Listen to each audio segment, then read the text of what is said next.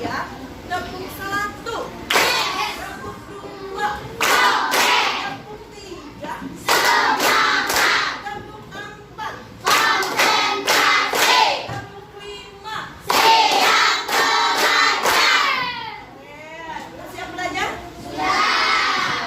Pada pembelajaran sebelumnya, Ibu sudah menerangkan kepada kalian tentang pengertian ekosistem. Siapa yang masih ingat apa itu ekosistem?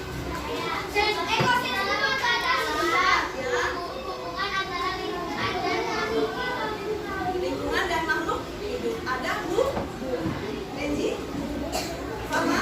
Saya ekosistem adalah peristiwa bertransferan energi. Oke. Nathan? Temuan timbal balik makhluk hidup dengan lingkungan di sekitarnya. Oke. Ada lagi? Siapa yang setuju dengan jawabannya Alika, Nathan? Siapa yang setuju? Oke, betul semuanya ya. Jadi ekosistem itu adalah sebuah hubungan timbal balik antara siapa? Makhluk hidup dengan lingkungannya. Oke, ngomong-ngomong makhluk hidup, ada apa aja sih makhluk hidup itu? Tumbuhan, hewan, manusia. Lalu lingkungan.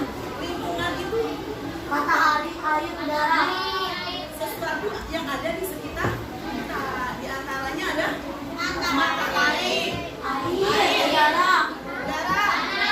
Oke, masih ingat keren berarti kamu sering mengulang pelajaran di rumah. Baik, kita masuk ke materi kita. Rantai makanan dalam ekosistem. Tadi di dalam ekosistem itu salah satunya contohnya ada sawah. Sawah itu adalah contoh ekosistem. Siapa yang membuat sawah? Jadi sesuatu yang dibuat oleh manusia dinamakan sebagai ekosistem buatan. Berarti ada dong yang tidak dibuat oleh manusia.